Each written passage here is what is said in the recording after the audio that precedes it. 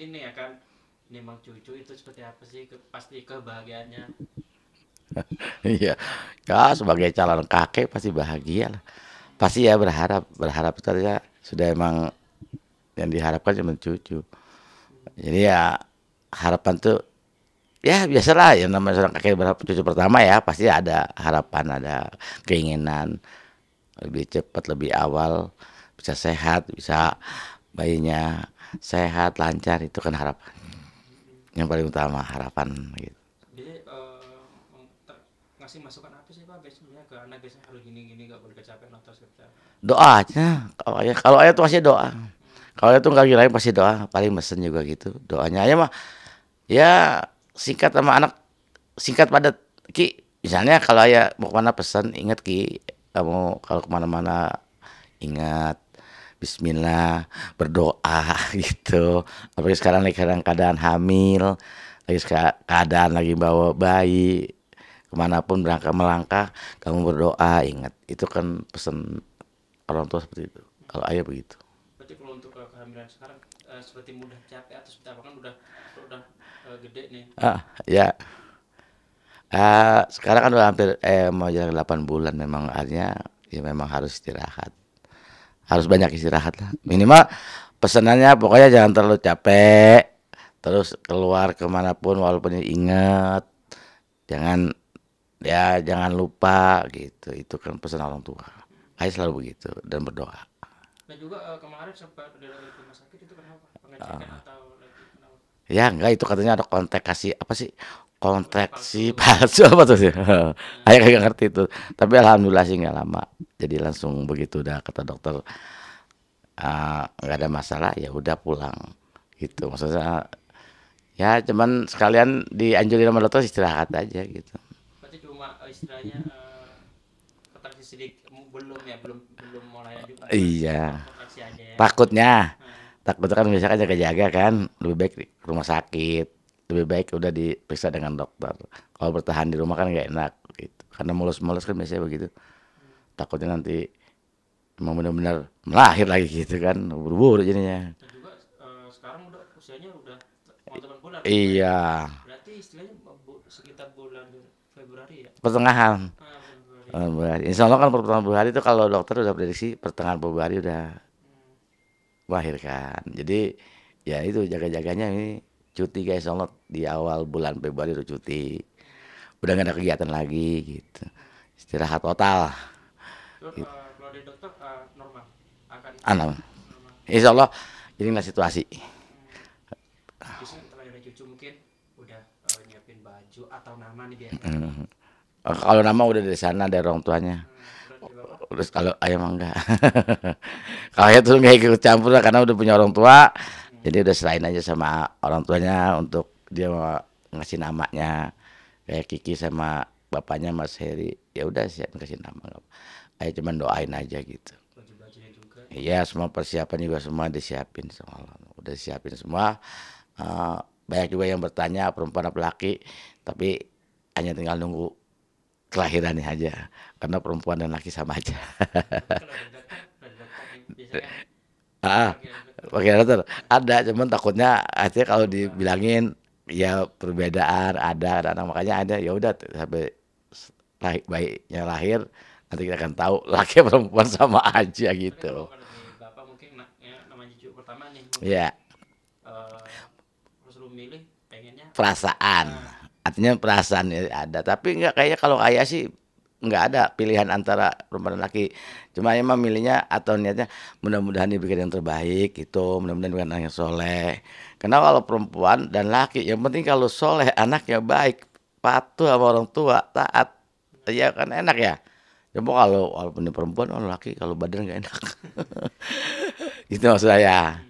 Dan juga di YouTube-nya Pak Kiki ini mungkin dia sedikit bercerita tentang napak tilasnya itu seperti apa sih, suka dukanya dari dulu sekarang sekarang di rumah nih. Oh gitu. Ah, Ya iya kan ada di kontennya ya. iya. Udah kontennya tuh dari awal itu perjalanan. Perjalanan ya. Ya nggak bahasa nggak jadi apa. Ya, ya biasalah kan dari awal memang dari titik nol. Ya pasti ada perjalanan duka-duka pasti ada duka duka dan suka itu pasti ada dan banyakkan dukanya ya biasa karena perjuangan kan saya bilang Dia apalagi emang orangnya kuat, mentalnya kuat dan punya motivasi tinggi, ya alhamdulillah bisa sampai di titik ini gitu. Terus dia juga banyak dari segi hal pemikirannya kayak Kiki itu memang di atas rata-rata. Jadi dari awal dari SD sampai SMP sampai SMA tuh dia selalu ranking. Jadi kelihatannya dia motivasi belajarnya tuh memang alhamdulillah punya kelebihan yang berbeda dengan orang lain. Nah juga dia maksudnya tidak lupa maksudnya dari meskipun dari bahasa di YouTube-nya itu dari nggak sempit, tapi tidak lupa dengan si keadaan sekarang mereka dia tetap nyapa yang seperti itu seperti apa Pak? Ya kalau sekarang memang kan ayah pesen dari dulu, ayah selalu pesen tetap aja jadi kita, jadi diri kita sendiri, jangan jadi orang lain. Mau seperti apapun kita tetap diri kita gitu. Artinya jangan melupakan hal yang dari bawah. Karena biasanya gini, kalau ayah, alhamdulillah kita bisa seperti ini dari bawah gitu loh. Kalau enggak, kalau dari atas langsung kan kadang-kadang lupa. Alhamdulillah kalau kita dari bawah kan jadi ingat dengan yang bawah kita dulu. Ya alhamdulillah sekarang dia masih peduli dengan keadaan orang sekitar, baik tetangga sebelah, tetangga, teman, saudara, artinya masih peduli kepada orang yang di bawahnya. Gitu. Dan Bapak juga barusan bilang emang juga emang kalau di YouTube-nya banyak mengatakan emang suka banyak lukanya, itu boleh di sharing nggak kita? Oh, kayaknya kalau ceritain dari awal lagi kayaknya kagak kuat nih. Iya, tapi poin-poinnya mulai dari nol sampai Ya kan kalau kayak dia gini, kalau kayak si Kiki itu lo mau sekolah aja nggak ada ongkos dia tetap jalan. Satu, dia mengalah pada adiknya, walaupun dia nggak punya ongkos buat sekolah, tapi dia mengalah, dia mengatakan ada, Kiki ada ongkos, kasih adik aja, karena dia paham orang tuanya itu memang ongkosnya segitu dibagi 3 gitu loh maksudnya. Jadi yang mungkin banyak orang yang bisa jadi hal kendala sekolah, tapi bagi dia enggak, maksudnya tuh dukanya seperti itu. Terus pulang sekolah orang kan biasalah pada punya kelebihan, punya makanan, punya apa, tapi kan beliau enggak, dia enggak nuntut itu. Yang penting dia udah bisa sekolah, bisa makan seadanya, tapi dia terus semangatnya enggak kurang sekolahnya. Maksud saya tuh duka kayak gitu tuh banyak anak-anak yang enggak ngerti keadaan orang tua. Tapi kalau beliau si Kiki ini ngerti keadaan orang tuanya, jadi dia mengalah pada adik-adiknya. Dibilang apa aja, dibilang di rumah, dibilang sekolah, maksudnya dia mengalah untuk adik-adiknya karena dia ngerti orang tuanya itu memang pencariannya ya segitu itu gitu maksud ayang. Jadi dukanya banyak. dan juga seperti bercerita di YouTube-nya juga kalau untuk buat makan susah sempat ada sharing juga sampai lauknya kecap itu gitu Iya, itu kayak gitu. Itu kan artinya perjuangan menghadapin itu kan memang perlu kesabaran, perlu artinya ngerti lah ya dari segi yang tadi. Makanya kalau si Kiki itu berbeda orangnya. Jadi ngerti anak orang tuanya kerjanya apa, pendapatan apa, mamanya seperti apa, dia makan hanya sekedar itu yang nggak jadi masalah gitu. tapi bisa dia kan jadi inspirasi buat kita semua nih maksudnya Iya, udah menjelah gitu banyak dia sharing di situ. iya, maksud saya tuh gitu. Kalau kakak sendiri melihat sih kalau dibikin lagi itu jadi kayak sedih nih, tapi ya udah mungkin sebagian dari cerita sudah apa sih Pak? Ya, ya kan gini. Kalau kita kepikiran ke sana terus kapan kita majunya? Maksud saya kan gitu Ki. Jadi yang dulu-dulu lah, anggap aja buat pelajaran bahwa kita dulu pernah begini begini, berarti kan nggak mudah hidup. Justru buat adik-adiknya sekarang ini yang buat jadi pelajaran. Maksudnya gitu loh. Kalau dulu kan Kiki ngalamin sendiri, adiknya masih kecil belum berasa. Tapi sekarang adik-adiknya udah agak gede, jadi belajar buat Kiki, buat adiknya. Jadikan motivasi pelajaran, kakak yang perempuan bisa seperti itu, kamu yang laki juga punya tanggung jawab nanti kepada keluarga. Harus melebihi batas mentalnya. Ayah selalu begitu belajarnya.